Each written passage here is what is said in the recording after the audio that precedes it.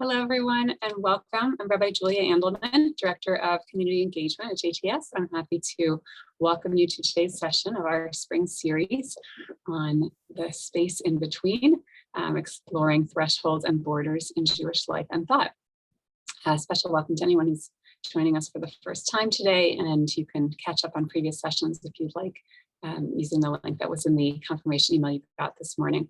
We're so pleased to be taught today by Professor David Kraemer, one of our perennial favorites. He's going to be teaching on Talmudic writings on the passage from this life to the next. So thank you so much, Dr. Kraemer, for joining us today. I'm also so grateful to our sponsors for today, who are kind of a different type of sponsor than we've had before, and we're so happy about it.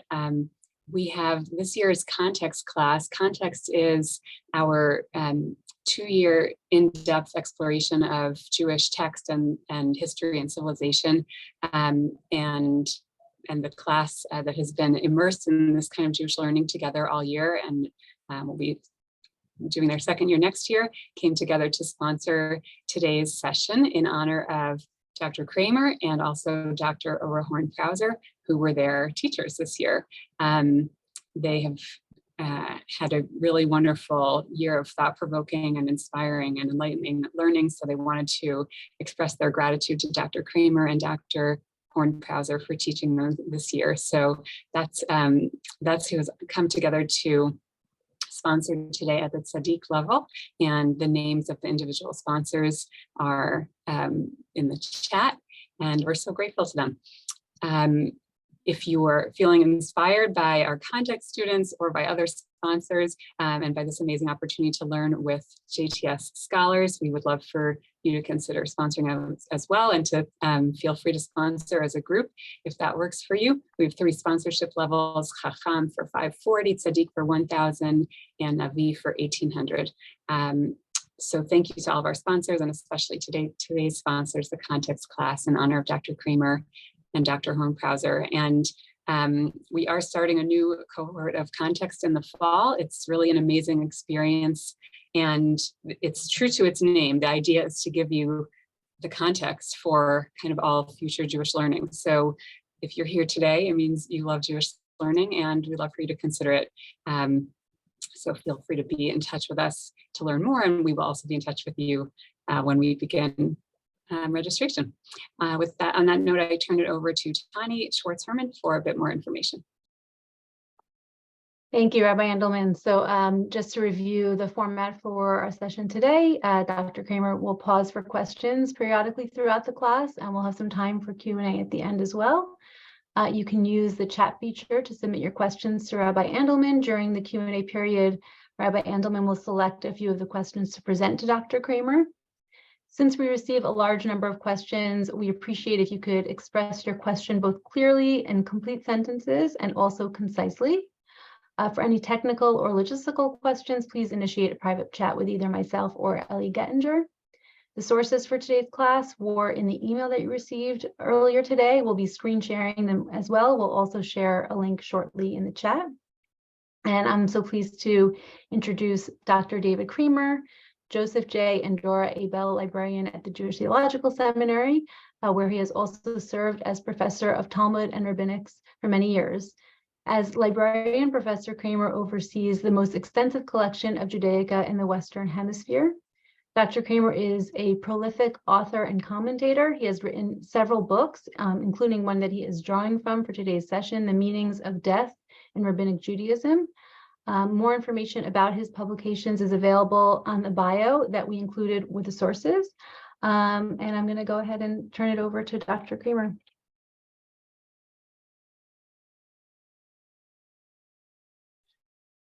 What I just said when I was still muted was, thank you, Tani. Thanks for the introduction.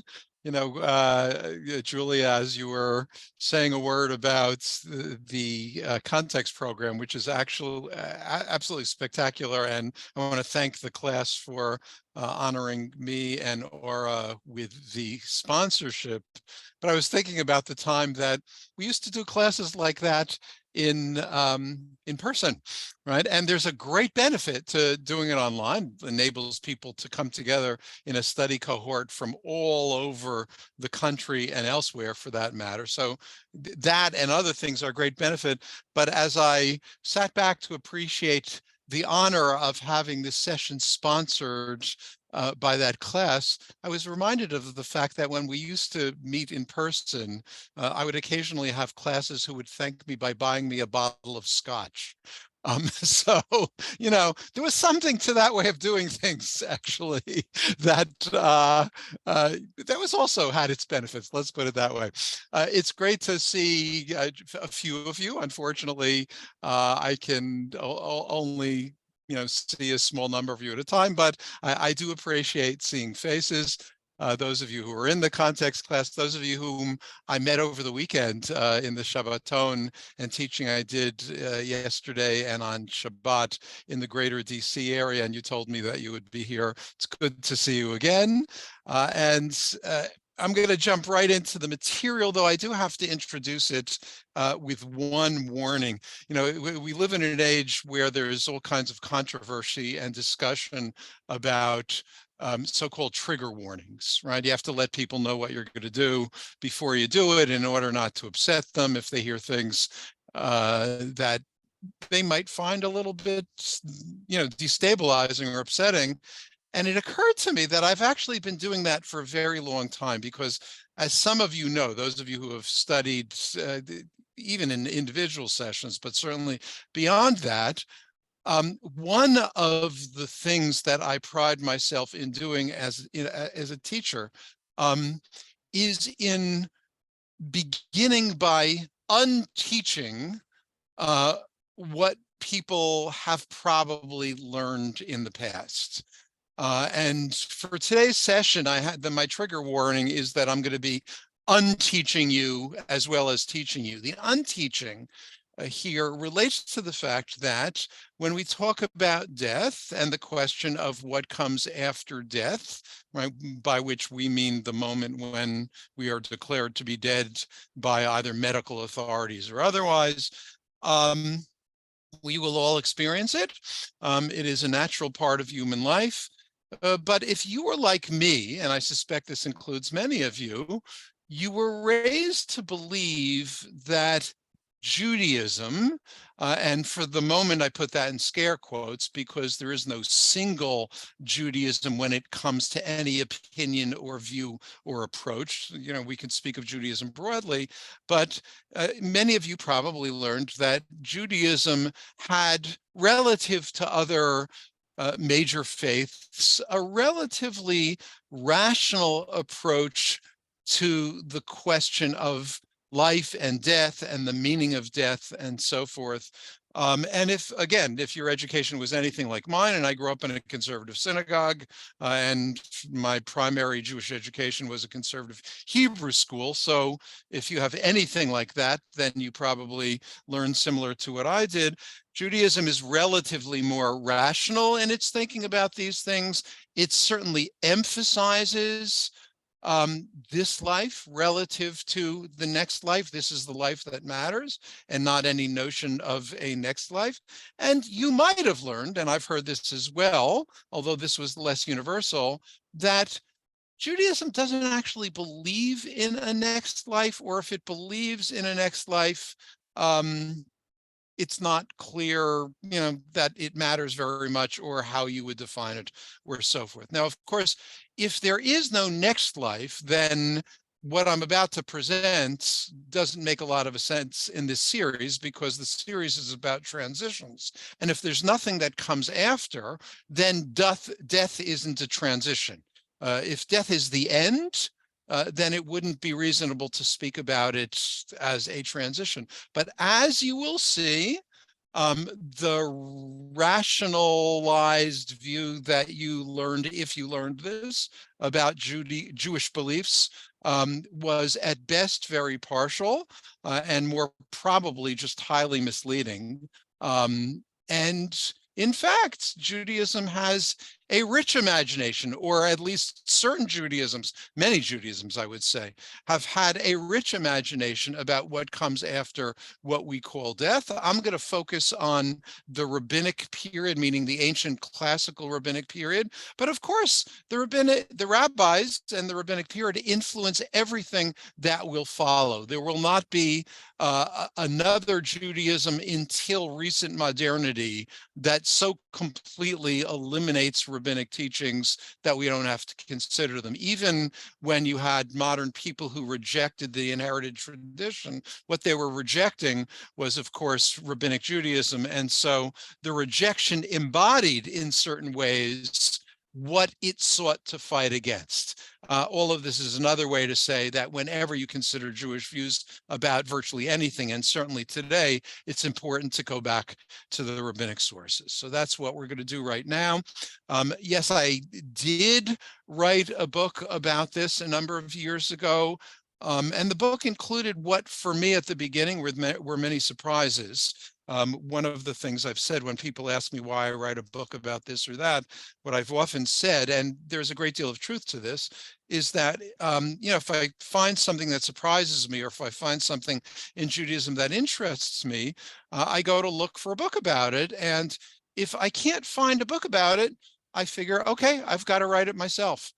And in this case, the truth is that there was, before the work that I did, no piece of modern scholarship examining and interpreting both rituals of death, burial, and mourning and stated beliefs of death, burial, and mourning during the rabbinic period that had been published. Unbeknownst to me, when I began this work, a colleague who many of you probably know his memory, Neil Gilman, was working actually on an interesting book on Jewish views of death, and we engaged in conversation about that. But anyhow, this is work I did because the work had not been done, and people had very, very different views than the ones that I discovered. It all began with surprise, because some of the stories that you'll see tonight are very, very surprising. And I'm happy to discuss them. Please feel free to ask questions when the time comes, but let's dive into them first. So the question is, what is the meaning of death? Unfortunately, for our purposes, rabbinic texts, meaning the Mishnah, the two Talmuds, the related Midrashim, right? So ancient rabbinic texts do not have a systematic analysis or unfolding of either beliefs or rituals that pertain to the question of death and what is death, what does it represent, and so forth. So you've got to go to the various places where one finds discussions of rabbinic literature and put them together. For our purposes, that's a little bit of a disservice, because there's no single text we can look at that progresses in order from point A to point B to point C chronologically, from the time that illness that will be fatal arrives through death itself and what follows, the customs and practices of mourning. So you've got to be a little bit flexible with me. We're going to go back, we're going to go forward. This isn't going to progress in a linear fashion, but we will be able to put a timeline onto this, and we'll be able to interpret that timeline as it pertains to this very, very important period of transition. Okay, so that's the introduction. I hope that's clear enough. And let's dive in. Tani, do you have the text that we're going to be studying together? Can we share it on the page? Okay, great. Can you expand it so that people might be able to see it better? I hope. Okay, perfect. Great. So this is the first page. If you're looking at it, oh, I see you've got I was about to say I can expand it, but no, that was just on the screen for the moment. This first text, actually, you know what, Tani, go to the next page. I want to start with page 2 before page 1. Okay, yes, that is page 2. Excellent. Okay, well, it's actually page 3, but it's the English that corresponds to page 2. So what we've got here is a Mishnah near the end of Tractate Shabbat. And Tractate Shabbat begins to discuss the question of how one deals with the deceased, because there's certain things that one would ordinarily do for the deceased that one can't do on Shabbat, since there's no burial on Shabbat. And so this is actually the first place that we see some of the rituals pertaining to the deceased. I've got to say, before I go on, that the translation here, mostly unmodified. There's one key place where I've modified it, but the translation, mostly unmodified, comes from Jacob Neusner's translation. I suspect you will find a different one if you use a resource like Safaria, but I'm only drawing attention to that because the translation, which is often given for mate, being the Hebrew term that I just translated verbally as deceased, you often see it translated as corpse. As you can see in the first line here, I hate that translation. But I've left it because it enables me to make the point that I'm making now. Corpse conveys the sense of an inanimate object, right? An object that has no feeling, has, nothing at all. It's just an object. And I think when we use the word corpse, that's exactly what we mean, although it is, was formerly a living human being.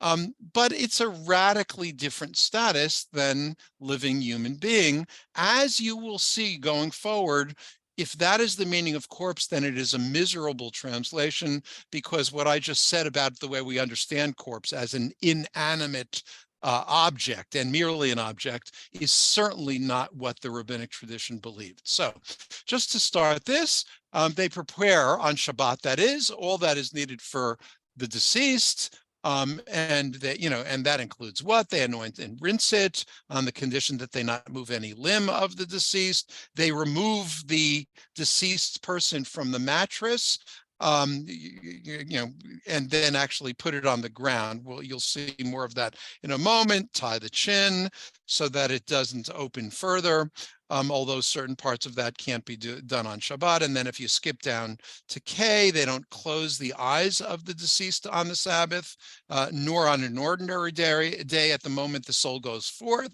And one who closes the eyes of the deceased at the moment the soul goes forth, lo, that is as though shedding blood. If I step back, and this is where I would love to be able to have the ability to be more interactive. So I'm going to imagine what you're saying in response to my questions. At the beginning here, you can see the needs of the deceased include washing and anointing. That is actually still a part of Jewish practice with respect to the treatment of the deceased. And we call it what? Okay, I left you a moment. The answer is tahara, all right? It's an odd term to use. The word tahara literally means purification. The deceased cannot be purified. The deceased, according to Torah law, is actually the most powerful source of impurity there is, but it conveys a sense of the tradition that impurity, and even very, very powerful impurity, doesn't mean that there's something awful or dirty or wrong. And you can treat the deceased in a way that will actually be, in a sense, a kind of purification. Now, the question becomes, why are these things done? If you go back to biblical sources, you will find nary a mention of the practices that are suggested here. And interestingly, the rabbis actually don't suggest that there's any biblical source to this. If we go looking for sources, what's interesting is that the practices that are described here, washing and anointing the deceased, other things as well, are identical with current Roman practice. And we can't forget that the rabbis were at least aspiring leaders of the Jewish community in an eastern province of the Roman Empire. And it is very likely, therefore, actually the Greeks, Hellenistic Greeks, before the Romans also had these practices. So it's highly, highly likely that these practices were learned from the Greeks and then from the Romans, and Jews adapted them as well. That's the historical piece of it. But the more interesting piece for our purposes is, what did they signify? Why were they buried? Why were they borrowed at all? Why borrow foreign customs if it doesn't conform to something that you believe? So this invites us to ask the question of interpretation. And we're going to skip through several teachings here so that you can begin to get a sense of the belief system that accompanies the practice. So if you go to what's marked just slightly below this, and I've bolded most of this as 1.32, right? The worm causes pain for the deceased, meaning the flesh of the deceased, as much as does a needle in the flesh of a living person. So they know that after death, right, as the flesh begins to decompose, their view at least, and I don't know anything to doubt it, but again, it doesn't matter the truth of this, that worms begin to participate in the consumption of the flesh. But the claim here is that after one is already deceased, nevertheless, when the worms come and affect one's flesh, that causes pain at exactly the same level as needle does in the flesh of a living person. Okay, so that's interesting. The claim there is that when you are dead, nevertheless, you remain sentient. Your flesh feels. In the next 133, right, a man's soul mourns for him for 7 days. Now that's interesting on two levels. First of all, we see Shiva, that, that we know. But what we learned from that teaching of Rav Chisda is that a person's soul mourns for the person. In other words, it's not just the survivors who sit Shiva, but the person's soul that sits Shiva for the deceased person. Very interesting, and certainly, I suspect, something that we've never seen before. Go back now, Tani, if you will. We'll come back to page 3 in a moment, but go back to page 1, because I want to add some of the teachings that we have there. Are we back there? Yes, we are. Okay, good. Thank you. So look at the top. Bar Kapara said, this comes from the Jerusalem Talmud. It's from Tractate Moed Katan 3.5. And it begins by saying, mourning. The translation here is retains its power. It's actually not a good translation. It says that the most powerful part of mourning, the most grievous part of mourning, is for the first 3 days. In other words, that in the rabbinic view, while we all know of Shiva, what we probably don't know is that the rabbis divide Shiva into 3 plus the rest. And the first 3 is considered to be the most difficult period. Goes on here and says, you can see the connection will be the 3 days. Rav Abba, son of da-da-da-da, ultimately in the name of Rabbi Levi, said, for the first 3 days after death, the soul flutters over the body, thinking that she will return to it. When she sees that the appearance of the deceased deteriorates, in other words, 3rd day decomposition begins to set in, right? The soul says, oh, I'm dead, right? And so leaves the body and goes her way. Well, that's interesting, isn't it? So the person, meaning the person, in this case in the soul, isn't sure that the person is dead until the 3rd day, which means that during the 1st day and the 2nd day, maybe it's not actually death that has arrived, but something different, something that's called elsewhere a swoon. 3rd day. Okay, let's go back to the stories of a Jew who lived during the early rabbinic period. Technically during the immediate pre-rabbinic period, but it's the same set of beliefs. A person named Jesus, right? So when was Jesus discovered to have left the cave, according to the account of the gospel? On the 3rd day, right? Oh, that's interesting. It's precisely the 3rd day that made it a miracle, because it's only on the 3rd day that you would know that death has actually set in. On day 1 or day 2, it wouldn't have been a miracle, wouldn't have been resurrection, because on those days, they didn't yet know that Jesus was dead. Right? It just could just as easily have been a swoon. The same number is given in the Testament, the New Testament story of Lazarus, again, with the miraculous raising of Lazarus on the 3rd day. So this 3-day, not yet sure of death, right? And then death is finally sure on the 3rd day, is active in Jewish sources and related Jewish sources that are also early Christian sources. There's a lot more to say about this, but we're beginning to see that the notion of a definitive moment of death, that the notion that when one is dead, one doesn't survive, and so far we've seen both flesh and soul, those notions of Jewish belief are quickly and in surprising ways upset here. We're going to see more of that as we go on, but I want to take a moment now. I don't know if questions have yet been asked, but now you can rush in real quickly. Julia, I'm sure that there are already questions, at least in people's heads, so why don't you share them with me so they can clarify or respond? Great, thank you. There were a couple people asked about what's the significance of closing the eyes or not closing the eyes? What's the concern there, or what does that symbolize that there was such discomfort with? Yeah, that's a great question.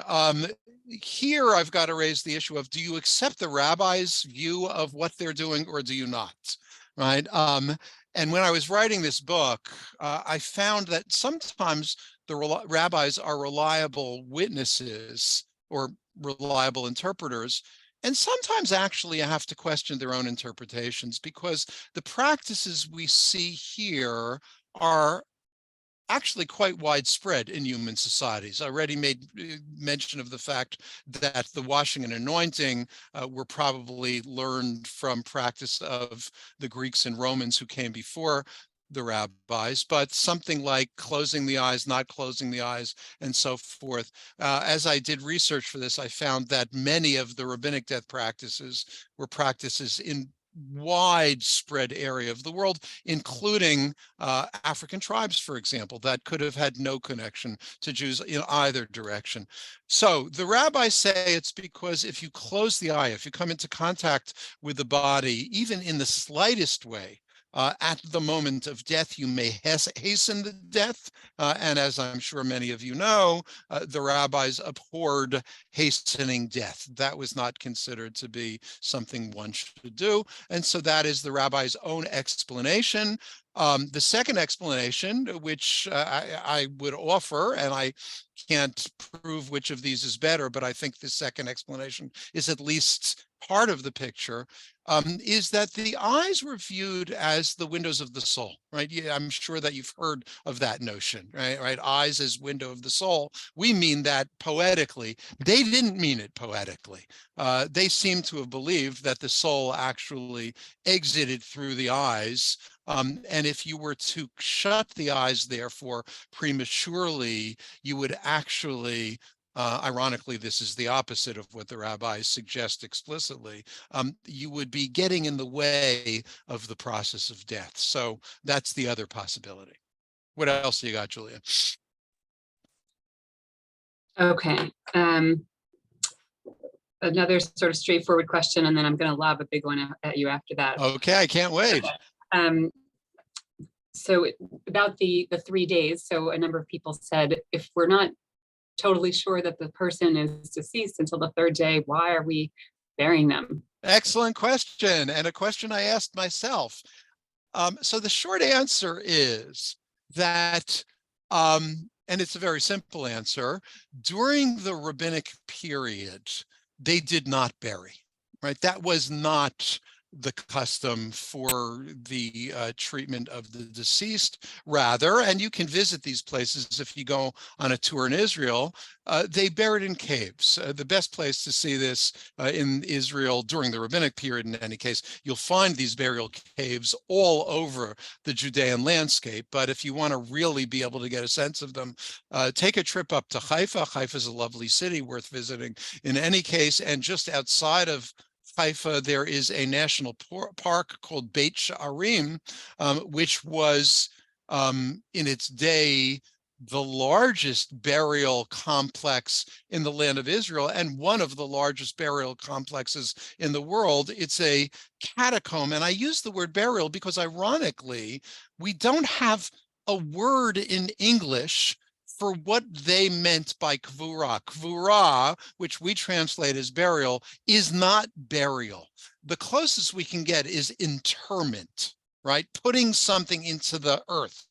But the way they put the deceased into the earth was by putting them in caves, and in the walls of the caves, there were carved out shelves, or, they could go side to side, or they could go deep in, and they would lay the deceased out there, but the deceased wasn't buried, right? So you wanted to get them into the cave as quickly as possible because, and we'll come back to this, the belief was that contact with the earth was physically comforting for the deceased, that death hurt. They believed, we've already begun to see this, that as the flesh decomposed, that hurt, because we all know that when you get a sore in your flesh, it hurts, right? And the worse the sore, the worse the hurt is. They believed that the contact with the earth actually eliminated that pain. So you would take the deceased, you would put them in the earth as soon as possible,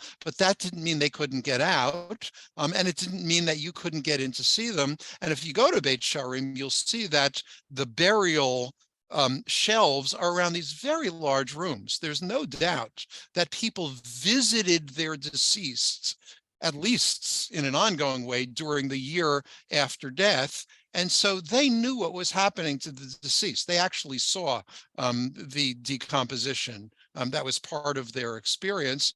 And this is, of course, what persuaded them from the third day onward that in fact death had set in. Before that, okay, if you're not dead, you're not dead. You can get up off the shelf and walk out of the cave. That's the simple answer.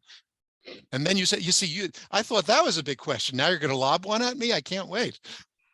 That's fascinating about the idea of the touch, the contact with the earth being comforting. Yeah. Actually, I have to add, before you give me the next question, what's ironic about this 3-day business is that these stories remained very active in Christian tradition because they related to Jesus and the resurrection, related to Lazarus, which was a very popular story.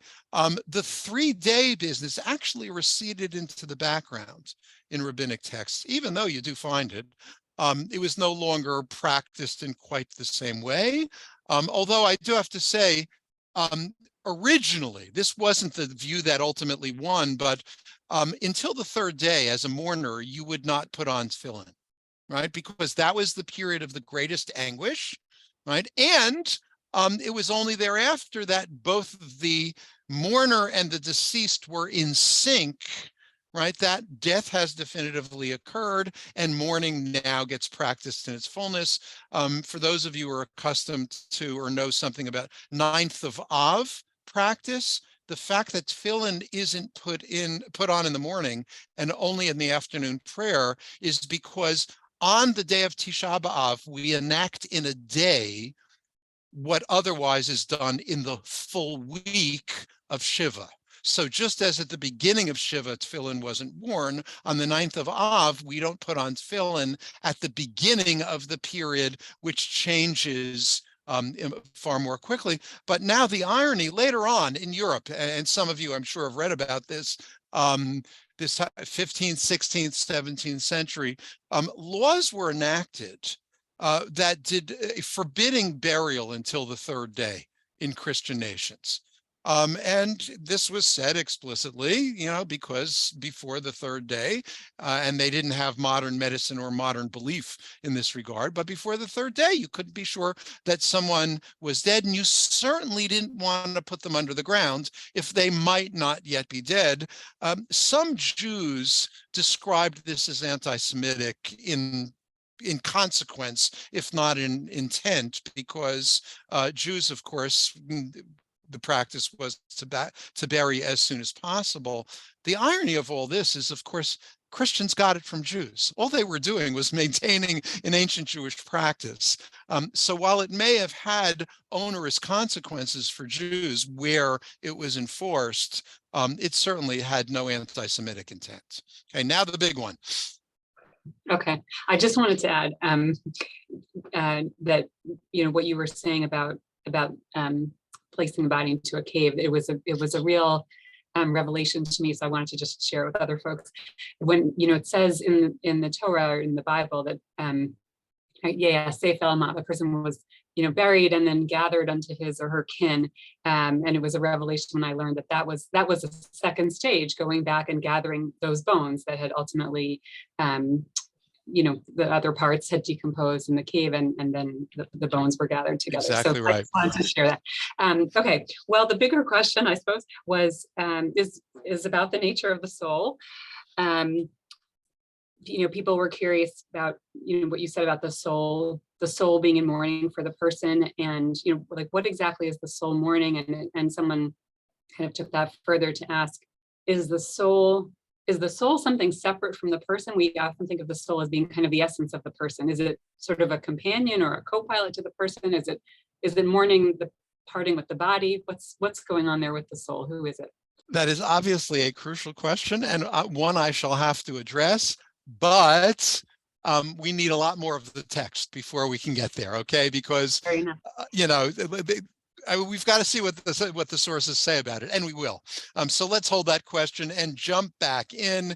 And now we're going to do things that don't necessarily work in chronological order, but given what we've already said, we'll just be filling in the gaps and expanding our vision of what we've seen. So staying with page 1, the bottom part of this is repeated in both of the Talmuds, is what you can or cannot do when you have had a dear one who has deceased, and they didn't have hospitals to die in. God willing, we will have more and more and more people who do not die in hospitals, because it's, the way Jewish practice over the centuries practiced. And of course, someone can be held and loved and comforted if other things aren't going on at home far better than they can be in a hospital. But in any case, so what do you do? Someone dies at home, which is where death, most often took place. And you're there before burial. So you can see here with regard to a mourner, and the reason you see my face looking down, by the way, is because I've got a text the same as you have on your screen that I marked with underlined. So I'm reading the same thing you are, obviously, but it's easier for me to read it on the printed text. So what do you do? So, if you've got the deceased unburied, then you eat with your fellow, meaning in this case, as you can see in B, if you don't have a fellow, he eats in some other house. So you don't want to eat in the presence of the deceased is the basic point. And look how far that goes. If he has no other house to eat in, C, right? He sets up a partition and eats. If he cannot set up a partition, at least he turns away and faces the wall and eats. In any event, he does not recline and eat, nor does he eat to fullness, nor does he drink to fullness, nor does he eat meat or drink wine, etc. Okay? Why not, is the question we would ask about all of these things. Let me plant a seed, given what we've already seen before. We already know that in the moments or in the hours following death, they're not sure that, death has actually occurred. And we've also seen, coming back to the question on the soul, that the deceased is there and knows what's going on in their presence. So this simple explanation of what you've got here is that it's not nice to do in the presence of the deceased the things that the deceased can no longer do, the things that affirm life and ignore the death that may well be in front of you. So you can't eat in their presence, right? You've got to turn away and so forth. Anything that is life affirming, that is demonstrative I am alive and you're not, this would not be experienced well by the deceased, who would know all about it, of course, and we'll see more on that going forward. And so these things should not be done. And by the way, this is halacha, and it continues to be to this day. Jump now to page 3. All right, now, toward the middle of the page, we already read through 1.33. Now let's continue this discussion on 1.34. Said Rav Judah, in the case of a deceased person for whom there are no comforters, 10 people go and sit in the place in which he, the deceased, died. And then the translator adds something. I actually modified this translation, but only very slightly. The word comforters in the original translation is mourners. I changed mourners to comforters because the translation mourners, which is the translation you will find literally everywhere, until actually there's a recent translation which finally learned the lesson that I suggested in my book, that this text had been radically misunderstood, at least by the translators. So what does the text say? For those of you who understand Hebrew, right? So you've got a case of a deceased mate who has no, and the Hebrew word here is menachamin. The word mourners, right? So no one to mourn them, is avelim. And that certainly would have fit here, right? Because what it's talking about is someone who dies and leaves no close relatives to sit shiva for them. But the word that's used in the Talmudic text is not avelim, it is menachamin, which means unambiguously comforters. And then we ask ourselves, wait, why in the world would the deceased need comforters? What does it mean to comfort the deceased? Now, because that didn't make sense to modern translators, the translators all got it wrong and changed comforters to mourners, because that makes sense, right? The problem is that the text is actually about comforting the deceased.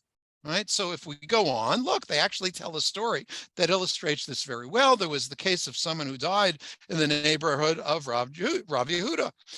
There was no survivor to be comforted. That's what that means in the moment. So every day Rav Judah assembled 10 men. These are not the relatives, right? They are simply 10 men who are being assembled to form a minyan. The question is, if there are no avelim, if there are no mourners, then why in the world does he do this? The story goes on. After 7 days, the deceased appeared to him in a dream and said to him, "May your mind be at rest, for you set my mind at rest." Right? So in a custom that is no longer preserved, once upon a time, even if there were no mourners, a minyan would gather, because the shiva, sitting shiva, actually has two purposes in the rabbi's mind. One is, as we still preserve, to comfort the mourners, but the other is to comfort the deceased. And this comes back to, the soul question and related. So what's the problem? The answer is that when someone dies, their soul and their flesh, at least short term, survives them. But focusing on the soul for a moment, right? The soul's response to dying is, this is terrible. It's better to be alive than dead, right? And that is true in this system.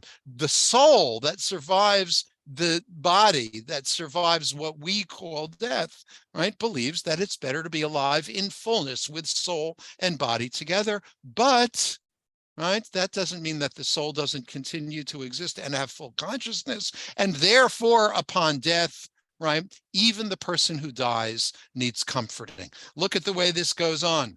All right, they get into a discussion, typical of the Talmud, discussion after discussion. Right, whatever they say in the presence of the deceased, he knows, until the sealing stone closes the grave.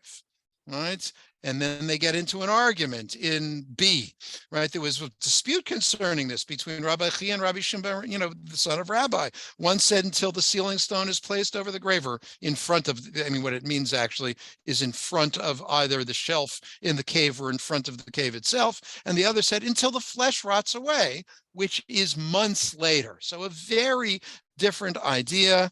And you get into a discussion of this. If you will, Tani, please go to the next page.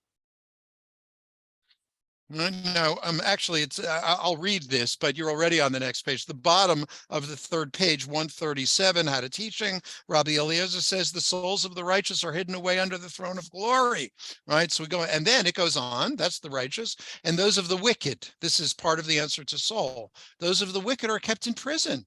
One angel stands at one end of the world, and another angel stands at the other end of the world, and they sling their souls from one to the other, because slinging of souls is full of anguish. And this is a kind of purgatory, right? So this is part of the process on to the stage that comes next. What we see here, to bring this back into the theme, and I'll expand upon this, right?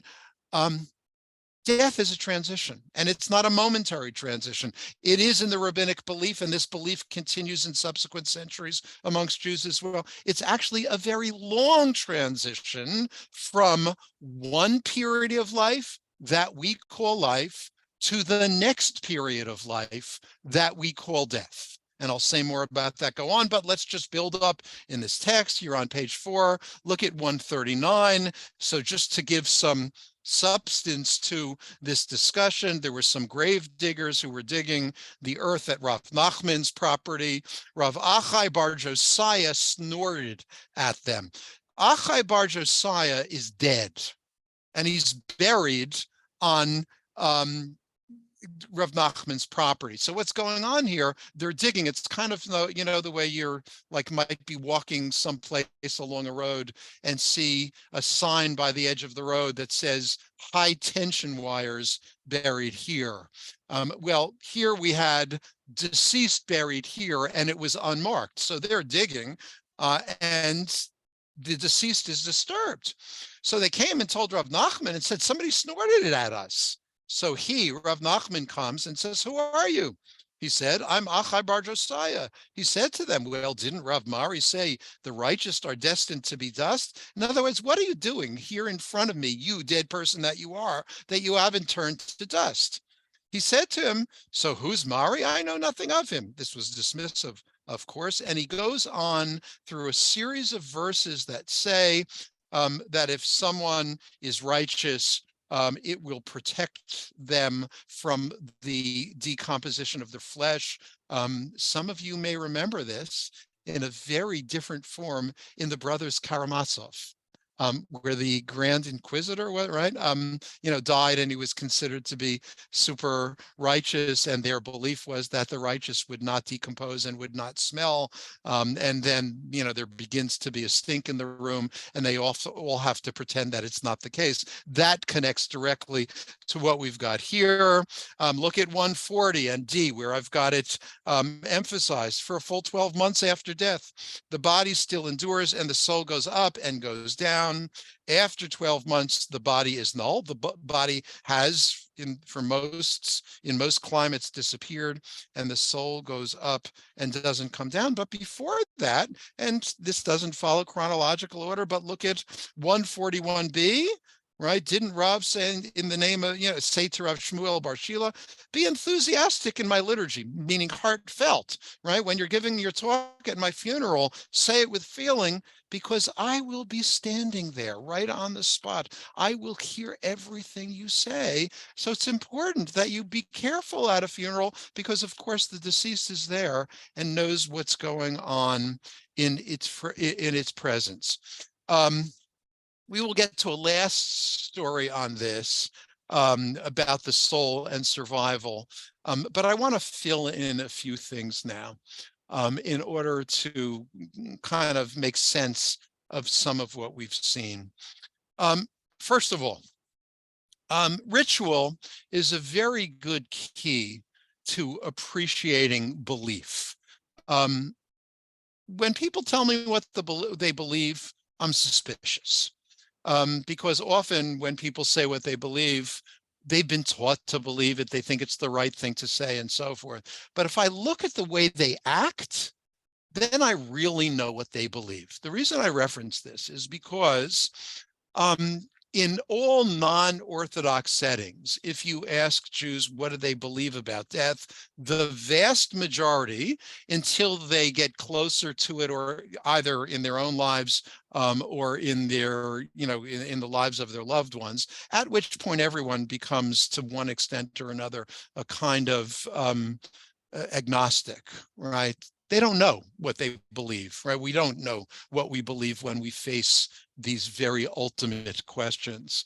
But until that point, in non-Orthodox Judaisms, the vast majority of people will say death is the end. That's it. And many, of you would say, death is the end. You've got consciousness. Consciousness is gone. Consciousness is connected to the organic features of life in the body. And once those things cease, then it's all over.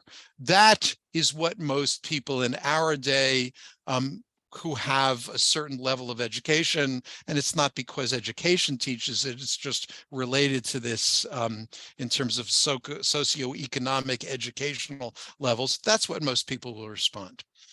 But if you go in the Orthodox world, they have been taught to say something different than that, right? That there is a next stage, that there is life or consciousness or survival that comes later. But I know that most of them don't believe it, right? They don't actually believe it. And how do I know this?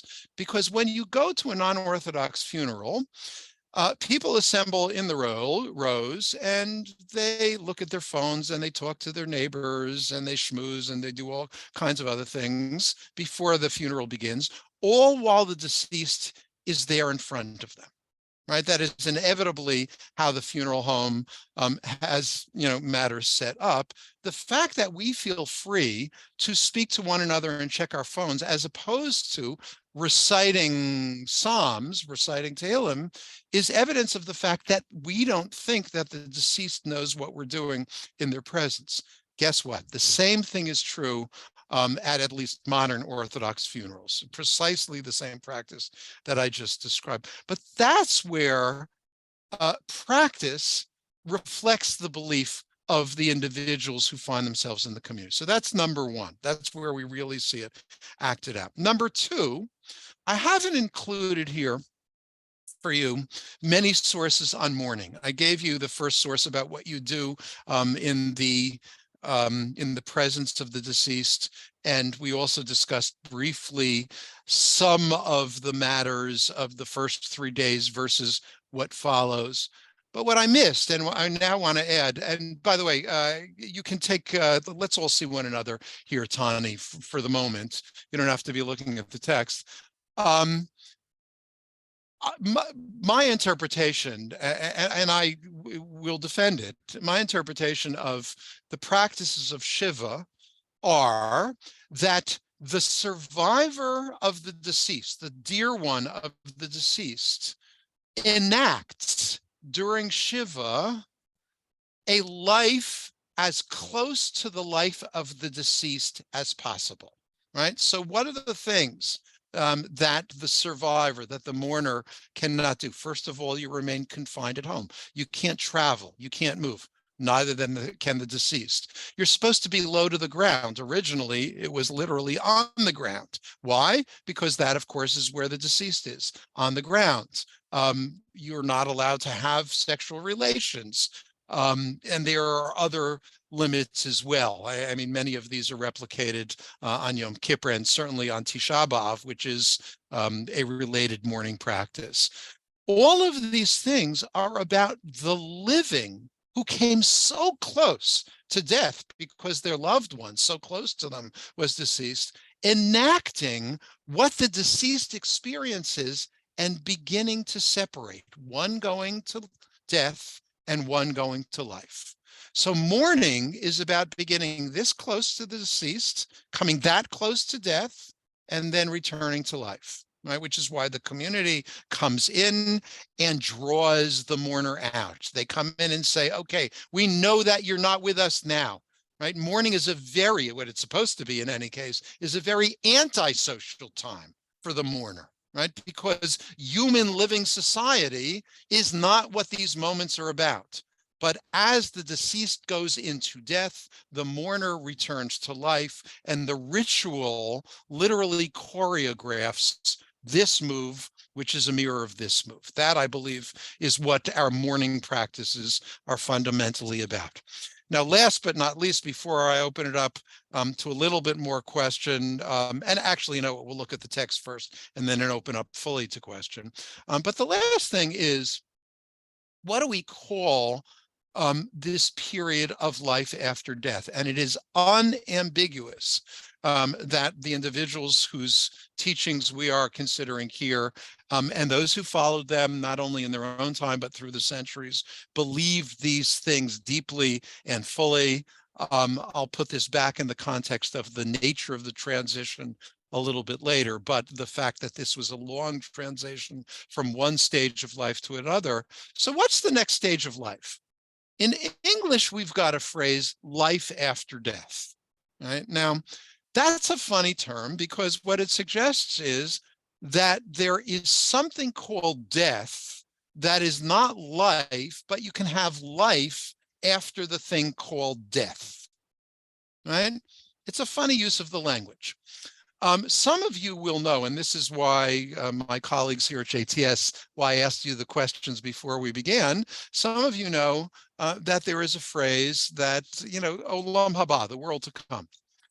And that did come to be used and is used in Jewish circles, in Yiddish or Hebrew speaking circles, amongst some, even amongst many, as referencing what we would call in English life after death. But that is not the meaning of the term. Olam Haba does not refer to the life that, according to certain beliefs, the ones we've seen here, the life that continues after death. Olam Haba refers to the future, actually after the Messianic age, although in common parlance, the world to come and the Messianic age are often conflated, but originally they were distinct. We had normal history, that's where we live.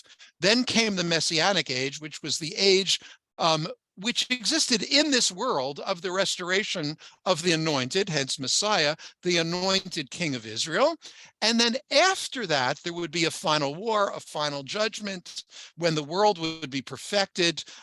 With that final perfection, those who merited it would be resurrected. That's Tchiat HaMetim. And the final world after resurrection was what was referred to by our ancestors, certainly during the Rabbinic age, as Olam Haba. So I found myself, as I was studying these things, noting that there was no word for what we call in English life after death, until I realized that the word in Hebrew for life after death is mate, death. The word for life after death in classical Hebrew is death, because while for us death means for the end, for them death didn't mean the end at all. It meant the next stage in a very, very long life. This stage is the one where we can walk around the ground, where we can touch flesh to flesh, where we can have, the relations that we have of our various sorts. That's this life. The next life, called death, is a very different one. It doesn't exist in the flesh, although as long as flesh survives, it will be sentient, it will be healing. And then just comes the length of survival of death. That is the soul with all of its consciousness. And we'll see that spelled out in the last story that we've got here. Let me see, do I want to add anything else before the story? No, let's go to the story, Tani, and then we'll really be able to open up to a lot of questions. So how seriously do they take this? How seriously? Here we've got the Talmud, here from, in this case, from Tractate Brachot. And it, again, is a series of stories, and it's a series of stories about the way we relate to the deceased. It begins with a discussion in the Mishnah of what things a mourner can or cannot participate in, where do they count in a minyan, and where does a mourner not count in a minyan. So that's where this discussion began, and now we've got these stories. Rabbi Chia and Rabbi Jonathan, were discoursing while walking in a cemetery. Okay, very nice, idyllic vision. Cemeteries can be quiet and beautiful places, but the blue fringes, right, the blue thread of the tzitzit of Rabbi Jonathan were trailing on the ground. He had very long, at least the blue threads of his tzitzit were very long, and they were dragging on the ground. And Rabbi Chia sees this, and he responds to him and says, lift them up so that the deceased should not say, tomorrow they are coming to us, and now they are ridiculing us. Now, what does it mean to ridicule the deceased? Right? What in the world could that possibly mean, to ridicule the deceased? Unless, of course, the deceased have consciousness. It's only if the deceased have consciousness that this makes any sense at all. So let's go on. So he responds and says, do the dead know so much as that? Right? And isn't it written? And of course, you know, if you want to quote a biblical verse negating everything that I've just said, go to Ecclesiastes. So, but the dead do not know a thing, teaches Ecclesiastes, right? But Rabbi Jonathan responds and says, he said to him, if you've studied scripture, you have not reviewed what you learned. And if you reviewed what you learned, you failed to do it a third time. The rabbis were not always so nice to one another. And if you did it a third time, then people did not explain the meaning to you. Goes back to the same context of Ecclesiastes. For the living know not that they shall die. This refers to the righteous. For when they die, they are still called living. Right. And of course, the other way around as well, I cut out a section here, that dead refers not to those who are literally dead, but to those who are not righteous, to those who are wicked. So the sons of Rabbi Chia went out to their villages, and their learning became difficult for them. They had problems remembering the Torah they had learned. They made great efforts to remember. One said to his fellow, does father know about this trouble of ours? Right, their father, Rabbi Chia, who was at this point deceased. The other said to him, how would he know? And lo, it is written, his sons come to honor him, but he doesn't know it because he's dead. He said to him, but does he not know? Is it not written?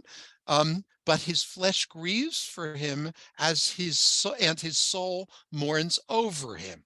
Right, so both the flesh feels and the soul mourns. And this was actually quoted in the other text we saw. Rabbi Chia said, and he repeats here this teaching of the pain that the corpse experiences, that the deceased experiences in the flesh. By the way, I didn't say this before, but the washing and anointing of the deceased, I think, is also intended to comfort the deceased, because when they begin to stiffen, they will, in the ancient belief, have experienced discomfort, pain, and by anointing them, and anointing and washing was very common in the ancient world, because in the absence of other skin softeners and cleansers, it was olive oil that was often used. So this was a regular source of softening and comforting, and they applied it to the deceased as well. So now let's see the story in 1:8, beginning with B. A certain pious man gave a dinar to a poor person on the event of the new year during a time of failure, meaning when the crops had failed. His wife scolded him, so he went out and he spent the night in a cemetery. So they get into a fight, and this pious man goes out, and it is, at Rosh Hashanah time, and he goes and he sleeps in the cemetery. And while he's there, he hears two spirits talking to one another. One said to her friend, my friend, come and let us flit through the world and listen from behind the veil to learn what sort of punishment is to come upon the world, right? So surviving souls of the deceased who say, you know what, let's go on and, take a long distance trip. Her friend said to her, I cannot do so since I am buried in a mat of reeds. there was a belief during this time that the soul was not merely spirit, that it had some substance to it, and it could get caught in this mat of reeds. But you go and tell me what you hear. So she went and flitted about and came back, right? And the one who had remained said, my friend, what did you hear from behind the veil? She said to her, I heard that whoever sows his seed in the time of the first rain will lose out, and their crop will be ruined by hail. So the man who was sleeping in the cemetery, right, went and sowed at the time of the second rains. And the crops of everyone else were smitten, but his were not. The next year, he didn't even bother with a fight. I'm on G. He went out and spent the night in the cemetery and heard those same two spirits talking with one another. So you can see this goes on for years. One said to her friend, come and let us flit about the world and listen from behind the veil. H, her friend said to her, my friend, did I not tell you that I can't do it because I'm stuck here in a mat of reeds? So you go and do it. So she went and she flitted, right? That was an I. We go to the last page, J. She said to her, I heard that whoever sows this crop in the time of the second rain will lose out, for the crop will be smitten with blight. So the man went and sowed his seed in the time of the first rain. Everyone else, having seen what he did the year before, sowed the other way around. And the crop of everyone else was smitten with blight, but his was not smitten. His wife said to him, how is it the case that last year everyone's crop was smitten and yours was not smitten? And this year too, everyone else's crop was blighted and yours is not blighted. So he proceeds to tell her in M the entire story. And then in N, yeah, I mean, it's kind of, I mean, there are two funny endings to this. The next year, the man went to try to get insider's knowledge. This is kind of like insider trading, to get the insider knowledge once again. And one soul says to the other, my friend, come and let us flit. And the response is, leave me alone. The things that were said between you and me have already been heard among the living. So P, the Talmud, having told this story, concludes and says, what follows from this story is the dead do know what goes on in this world. And then they step back from it and say, well, maybe someone else died and they went and told them what happened in this world, which means that the deceased might not know of what goes on in this world directly, but when others die and go to the next world, meaning the world of souls, the world following what we call death, that's maybe the source of information. One thing that is perfectly clear here is that there is no imagination that consciousness ends. Consciousness survives in what they call the soul. It survives for years. There's no evidence that this consciousness comes to an end at all in any of these stories. And so to put this in the context of our consideration of transitions, and then to open up to all of your questions, what we've learned here is that in the view of rabbinic and subsequent Judaisms until the modern age, the transition that we call death was not a moment. It wasn't an end, to be sure, but it was actually a lengthy process. The process went something like this. There was the onset of what would be the final illness. And of course, in that world, illness was much more difficult to restrain, the consequences of it. And so very typically, folks went from health to illness very, very quickly and straight to death, unlike our experience where all of these processes are much slower. But the process that we call death and its transition begins with illness, then comes what they and we would call death, but the words mean something very different for them than they do for us. For them, death meant a transition that took time. So the first moment of the transition is the end of breath and heartbeat. But that was neither the end of sentience, of feeling in the flesh, nor was it the end of consciousness.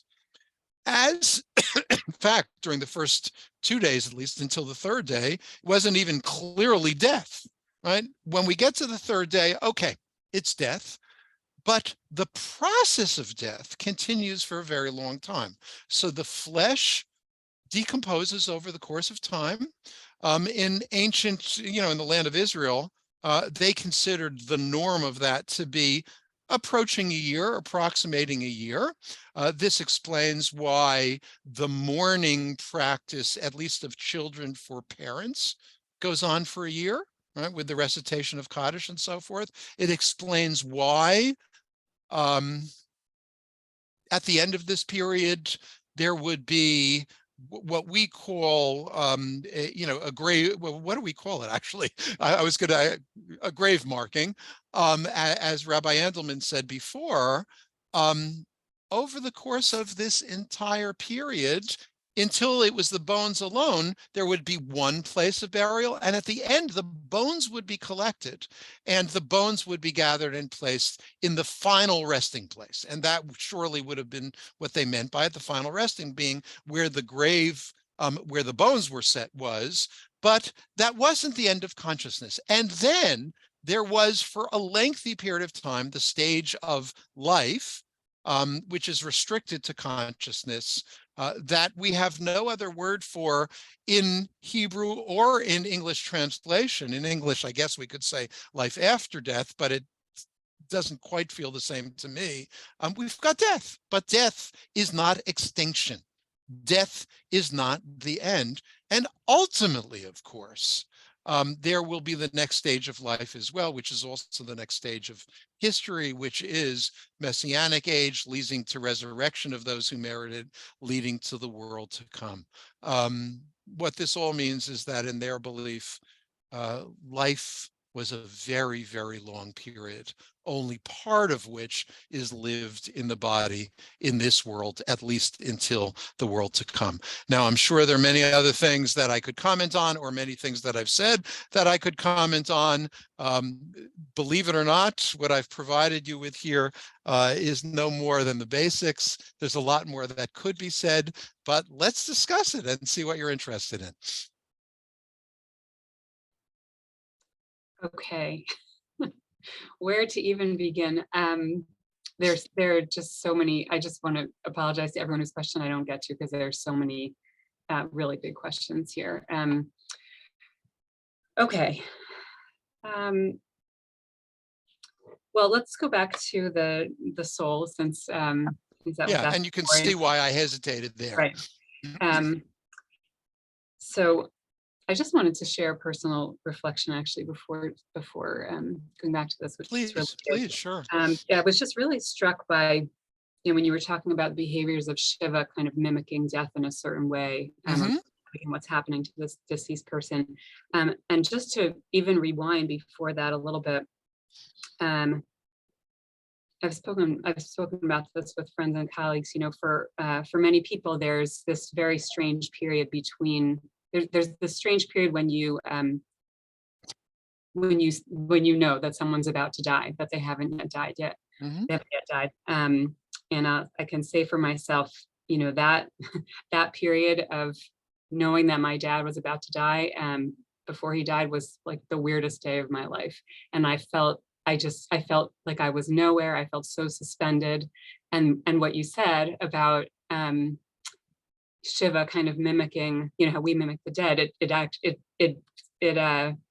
kind of explained that in a certain way, right? Like he also was sort of suspended, and I kind of kept myself in the same suspended state. So that was helpful for me. So I just wanted to thank you for that, and maybe yeah, can I add something, actually, since you focus on, I mean, that very, very difficult period, when you're quite sure someone's going to die.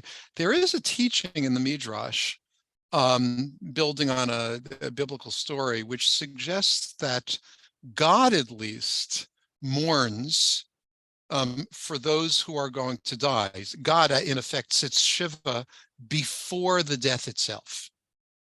Right?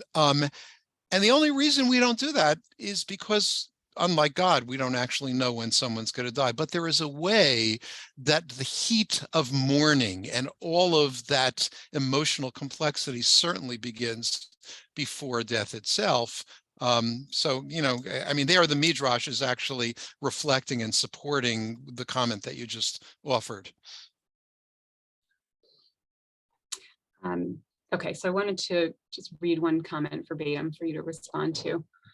And this was from one of the people asked about the soul earlier. So he wrote, my general sense of this, meaning, what you've been sharing with us, is that all this mythology about the stages of transition of the deceased is really more about the psychological process of the mourners as they transition from a world in which the deceased is alive to a world in which the deceased is dead. The soul flitting around and hoping the person will return seems better understood as the soul representing the mourners dealing with the shock of loss and coming to terms with the reality of it. What do you think of that? So what I think about it is that I don't know who wrote that, although they did write it very elegantly. Thank you. Not knowing who they are, I've learned a lot about them, right? Which is that they've offered a thoroughly modern rationalist interpretation of everything we've seen, which is fine. And many who are on with us may agree with exactly with what that person just said. I won't disagree with it, but I also refuse to agree with it. And the reason I say that is because I hinted at this earlier on in one of the comments I made. We don't always know what we believe. And we don't always know what we believe at certain moments in our lives, and our beliefs change. And one of my arguments with Neil Gilman years ago, since I mentioned him before, I'll mention him again. One of my arguments with him is that he insists that the belief systems need to be consistent, right? And I don't believe belief systems need to be consistent. I think almost all of us have belief systems that are not consistent, right? And inconsistencies are actually crucial. So since what you read was psychologically very astute, I will add an alternative psychological perspective. And that is, sometimes people unexpectedly in their lives, modern and rational though they may be, need something mythological, not illogical or irrational, but non-rational, something mystical, something that doesn't, follow the rules that we were raised to believe. And whether that's just a psychological need or something deeper. And when it comes to questions of death, I prefer to describe myself not as what would it be?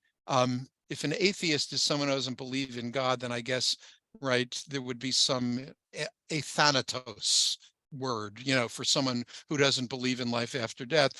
I would prefer to describe myself as an agnostic.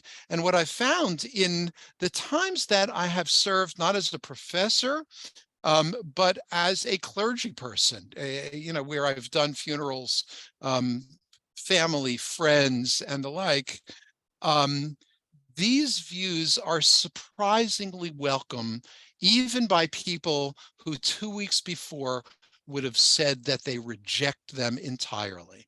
So if someone doesn't need these and thinks they're just a reflection, a mirror, that's fine. I have no objection to that. But I'd like to actually, keep them with us, both for the specific and for the general. For the specific, because people, often face the loneliness and horror of the death of loved ones and need things like this.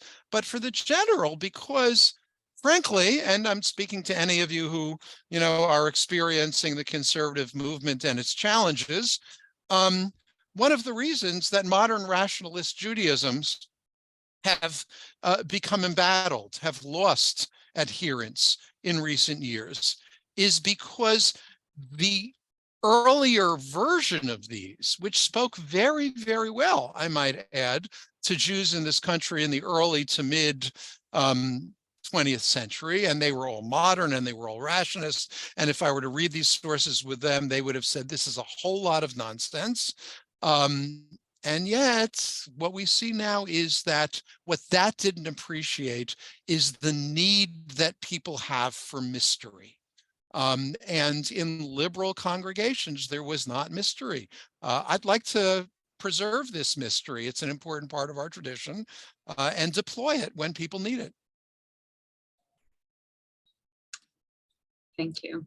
I also want to lift up inconsistency. I know, like, one example I always think of for myself is the God that I'm praying to on the high holidays is not necessarily the same God that I'm relating to another. Oh, for sure, right. Each one of us goes through different, we travel through different realms of belief. So that's actually a great segue to another comment that I wanted to raise. So someone was kind of pushing back against the conclusions that you drew from kind of the funeral observations, how we behave when the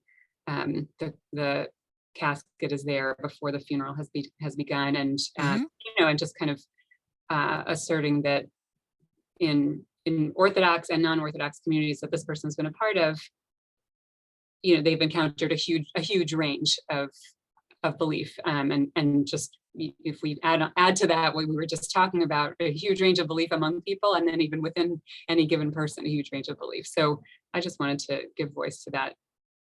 Yeah, I mean, yes, certainly that's true. The only thing I would say is, if you really want to know what people believe, don't ask them what they believe, right? Because they'll tell you something and you don't know whether you can rely upon it.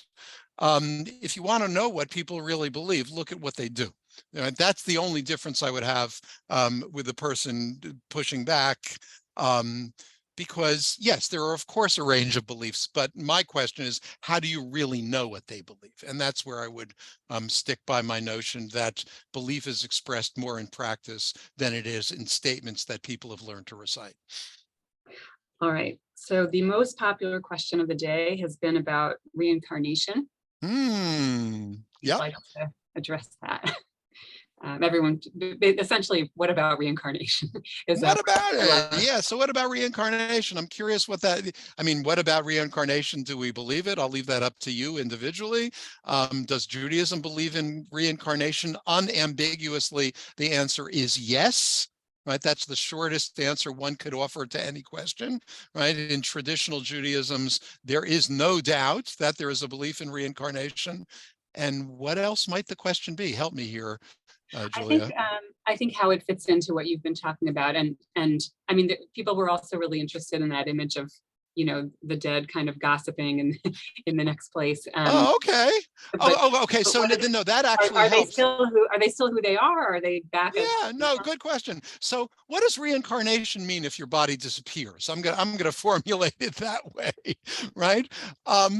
And there's a kind of, you'll pardon me for using this term, but there's a kind of Klutzkasche way of asking this. Like, wait a second, if there's no body, then what kind of re-embodiment are you going to have if the body's disappeared, right? The obvious answer is that when resurrection comes, it's going to be miraculous. It's not a natural event. God doesn't need anything to resurrect you in the flesh. The way that rabbis expressed this was, all that was necessary for resurrection was the luz bone. The luz is their word for the tip of the coccyx. All they're saying there is that you need the very smallest portion in order for God to resurrect the body. And of course, it's a comment on what the obvious miraculous quality of resurrection. Just to take that one step further, actually, before taking one step further, this raises for me a kind of puzzling question: why the immense anxiety about recovering when there are these tragic, awful terrorist events? And you've got these groups of people who, after the scene is ready for it, will go about collecting as much of the flesh of the deceased as they can. The flesh is unneeded for resurrection. Right? I mean, that's obvious. So I just raised that as a puzzle, how the belief that led to that action actually developed, and I don't know the answer to it. What's interesting about all of this is the rabbis, but also in a fascinating way, ancient Zoroastrian texts have the same response to the question, resurrection? How in the world is that going to happen? right? And the response goes something like this. And again, it's expressed in rabbinic sources, and it's expressed in ancient Zoroastrian sources, which also believed in resurrection. And it went like this: if God, who could create the human being from nothing, or in a related version, from a mere drop, right? Meaning a drop of male and female seed. And they believed that both males and females had seed. They didn't know about the ovum. So if God could create the human being from virtually nothing, could something that never existed before, that's part of the argument, something that never existed before, could God not recreate something that has already existed? I mean, which is more of a miracle, in other words? Is it birth or is it resurrection? The answer that both the rabbis give and the Zoroastrians give is that birth is far more miraculous than resurrection will be. The only reason we don't appreciate that is we've experienced birth and we haven't yet experienced resurrection. So I think, well, that was fascinating. And I think what a lot of people were asking about was actually reincarnation as someone else, the soul coming back in the form of. Oh, well, that's okay. You haven't seen anything about that here. I didn't understand that. I'm sorry. Re-embodiment is the way I understood it. Yeah, reincarnation is not a notion that the rabbis record. Reincarnation shows up in mystical teachings. You do find it in a variety of places, sometimes, very modestly, and sometimes really full-blown in Kabbalistic teachings. But it is not what I would describe a long-term, which for me would mean maybe biblical, but certainly rabbinic Jewish belief. It is a belief that came to expression in Jewish sources only in the post-classical rabbinic age. Thank you. I'm also going to put into the chat a session, link to a session that Michal Springer did last year, where she spoke at length about resurrection, since you just broached that. So for those who are interested, certainly Great. on topic, I'm going to share that link. I'm trying to decide what we have time for. Not a lot, so yeah, choose one. They're too big for 2 minutes. Well, I guess I'm going to respond to something that is not too complex, but that feels very pressing to me. Someone asked what the implications are of what you're saying for organ donation. So I just wanted to say unequivocally that Judaism supports organ donation. I don't know if you want to. Yeah, no, I would reiterate that, because organ donation stands to save life. And if it saves life, that takes priority over anything else, because even the soul, which mourns the death, agrees that life in this world is preferred to life in the next world. But the other thing I will say is that one need have no fear of those organs going astray for the reasons that we've already discussed, which is that God doesn't need them for the future resurrection, should that be something that happens. Thank you. So, okay, before anything else, I was just informed that we neglected to mention a sponsor for the session, so I feel terrible about that. That was our oversight. So I wanted to thank Stefan Krieger for sponsoring at the Chacham level. Thank you so much. Stefan, thank you so much. Yes, exactly. Thank you so much. So we've had a really wonderful group of sponsors today. And just to thank you for this session. I feel like the whole series on the space in between, I think this session maybe dwelt in that space in between more than perhaps any of the others. We talk, everything around death is an area of Jewish life that's so familiar to us, and it has played such a big role for so many of us. But this was kind of a whole piece that we don't think about, that I think really complexifies and just raises new questions in a good way about the ways we're sort of used to relating to the, of course, not for any one of us, not usual, but major experience of experiencing a death around us. So just thank you for this really rich material. And if I needed anyone to justify the theme of the series, you did it today. So thank you. It's just a really, really wonderful, stimulating, fascinating teaching. I want to thank everyone for joining us. Thank our sponsors once again, the Context Group and Stefan Krieger. Thank you so much for your generosity. And I hope that you will all join us next week. We have 2 more sessions left in the series, and our last 2 sessions are focusing on boundaries and time, or in between spaces and time. So next week, Dr. Sarit Katan Gribetz will be teaching about twilight in rabbinic sources, which is a whole significant period that you may not know it's a significant period, but there's lots to learn about there. It's really interesting. And our final session the week after that will be with Dr. Judith Hautman on the boundaries of Shabbat and that sort of transition in time. So hope you'll join us again. Thank you so much again, Dr. Kraemer, for teaching us today. And I will, for all those whose questions they didn't get to, I will certainly share them with Dr. Kraemer. And thank you so much for all these wonderful questions. Take care, everyone.